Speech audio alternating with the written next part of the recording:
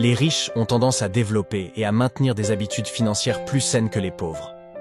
Ils sont souvent disciplinés dans leur planification à long terme, épargnant régulièrement et investissant judicieusement pour assurer leur stabilité financière. Les riches ont souvent une vision claire de leurs objectifs financiers et sont prêts à faire des sacrifices à court terme pour les atteindre.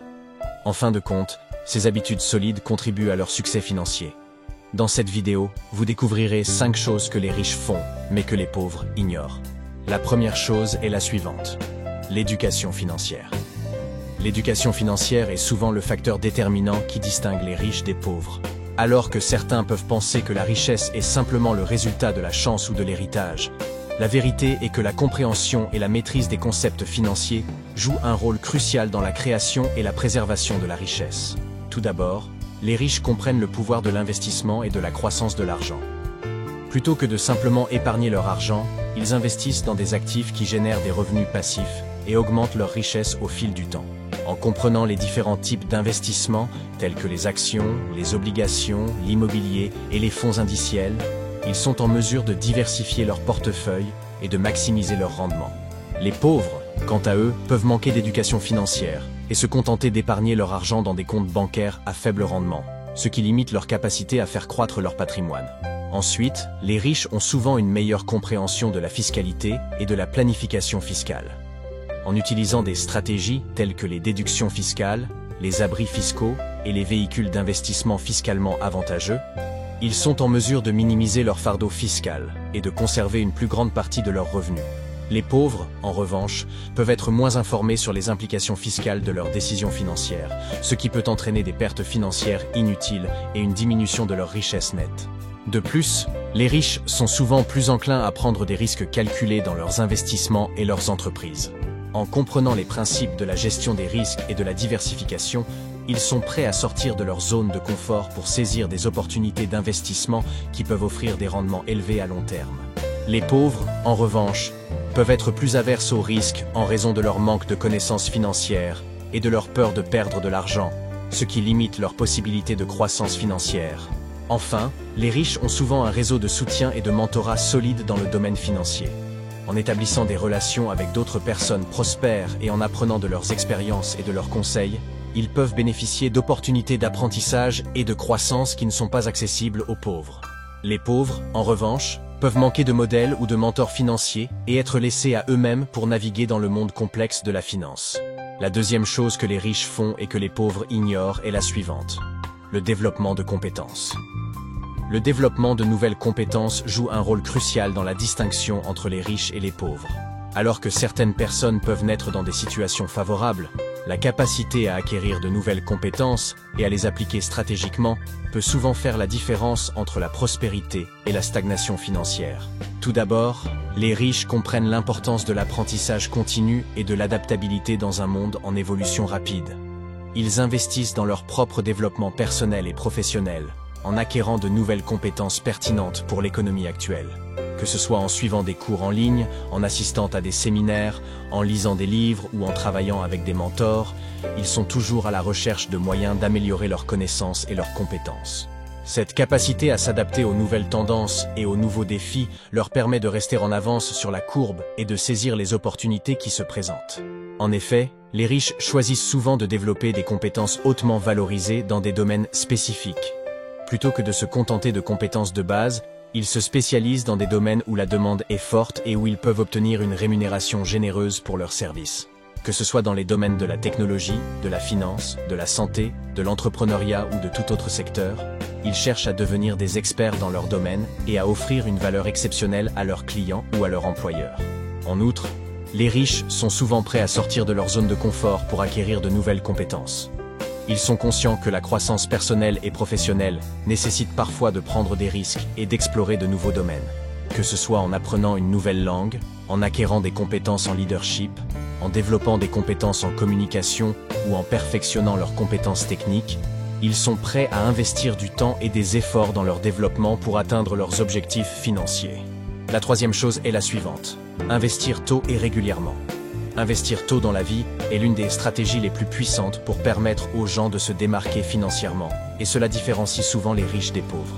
En commençant à investir tôt, Certaines personnes peuvent tirer parti de l'effet de levier du temps et de la croissance composée pour faire fructifier leur argent sur le long terme. Voici comment cela fonctionne. Premièrement, les riches comprennent l'importance de commencer à investir dès que possible, même avec de petits montants. En investissant régulièrement de petites sommes d'argent dans des véhicules d'investissement tels que les fonds indiciels, les actions ou les obligations dès leur plus jeune âge, ils peuvent bénéficier de décennies de croissance composée. Par exemple, supposons qu'un individu commence à investir 100 € par mois dans un fonds indiciel à l'âge de 25 ans, avec un rendement moyen annuel de 7%.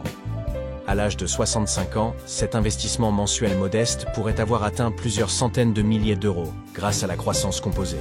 Deuxièmement, les riches comprennent également l'importance de prendre des risques calculés dans leurs investissements. Plutôt que de simplement épargner leur argent dans des comptes d'épargne à faible rendement, ils investissent dans des actifs qui offrent un potentiel de croissance plus élevé, même s'ils comportent un certain niveau de risque. Par exemple, en investissant dans des actions d'entreprises prometteuses ou dans des startups innovantes, ils peuvent bénéficier de rendements significativement plus élevés sur le long terme. Bien sûr, cela nécessite une compréhension des marchés financiers et une analyse approfondie des opportunités d'investissement. Troisièmement, les riches sont souvent plus conscients des avantages fiscaux de certains véhicules d'investissement. Par exemple, ils peuvent utiliser des comptes de retraite comme les plans 401(k) aux États-Unis ou les plans d'épargne retraite en France pour investir de l'argent avant impôt, ce qui leur permet de réduire leur facture fiscale et de faire fructifier leur argent plus rapidement.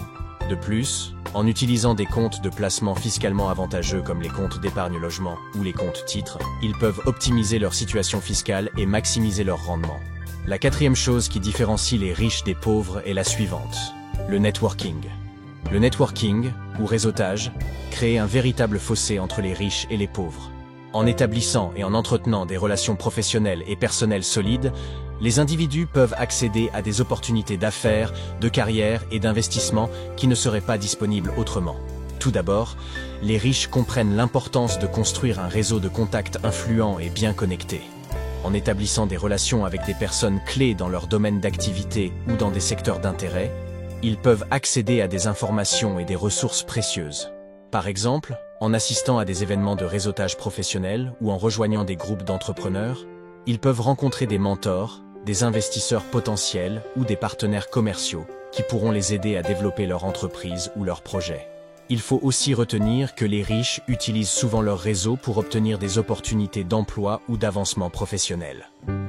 Plutôt que de compter uniquement sur les annonces d'emploi en ligne ou sur les agences de recrutement, ils exploitent leurs relations pour découvrir des postes cachés ou des opportunités de carrière non annoncées. Par exemple, une personne peut être recommandée pour un poste de direction dans une entreprise par un ancien collègue ou un mentor qui connaît ses compétences et son expérience. En effet, le networking permet aux riches d'accéder à des investissements et des opportunités d'affaires exclusives. En établissant des relations avec des investisseurs, des entrepreneurs ou des professionnels du secteur financier, ils peuvent être informés de projets d'investissement lucratifs ou de start-up prometteuses. Par exemple, en participant à des clubs d'investissement ou en fréquentant des cercles d'investisseurs, ils peuvent accéder à des opportunités d'investissement immobilier, de capital risque ou de capital investissement qui ne sont pas disponibles au grand public. Le networking offre aux riches un accès à des ressources et des connaissances supplémentaires qui peuvent les aider à prendre des décisions éclairées. En échangeant des idées, des conseils et des expériences avec d'autres professionnels et entrepreneurs, ils peuvent bénéficier de perspectives différentes et élargir leurs horizons. Par exemple, en participant à des groupes de discussion ou à des forums en ligne, ils pourront apprendre de l'expérience de leurs pairs et éviter les erreurs courantes dans leurs propres entreprises ou projets. Cinquième chose, la planification à long terme. La planification à long terme est une pratique clé qui permet aux personnes riches de se démarquer des autres. En anticipant les objectifs futurs et en élaborant des stratégies pour les atteindre, certaines personnes peuvent prendre des décisions financières et professionnelles qui les mettent sur la voie de la réussite à long terme. En parlant des riches, ces derniers ont tendance à avoir une vision claire de leurs objectifs financiers à long terme. Que ce soit pour acheter une maison, financer l'éducation de leurs enfants, prendre leur retraite confortablement ou créer une entreprise prospère, ils définissent des objectifs spécifiques et mesurables à long terme. Par exemple, une personne peut se fixer l'objectif d'économiser une certaine somme d'argent chaque année pour constituer un fonds d'urgence ou investir dans un portefeuille diversifié en vue de la retraite. De plus, Les riches élaborent des plans détaillés pour réaliser leurs objectifs à long terme. Plutôt que de simplement rêver de succès, ils établissent des stratégies concrètes et réalisables pour les atteindre. Par exemple, ils peuvent créer un plan financier personnel qui inclut un budget détaillé, des objectifs d'épargne et d'investissement, et des étapes claires pour les atteindre.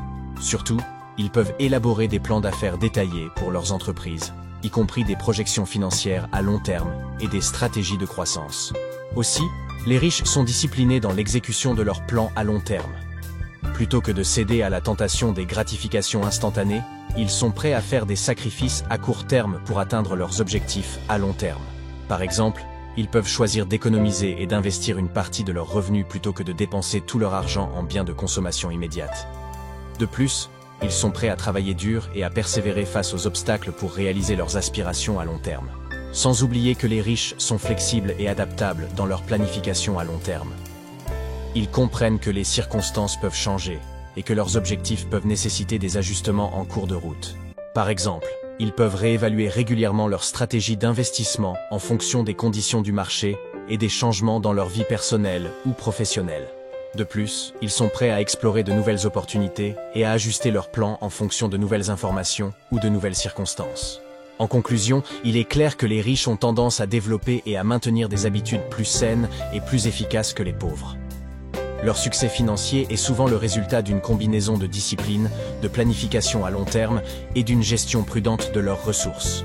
Les riches ont une vision claire de leurs objectifs financiers et sont prêts à faire des sacrifices à court terme pour les atteindre.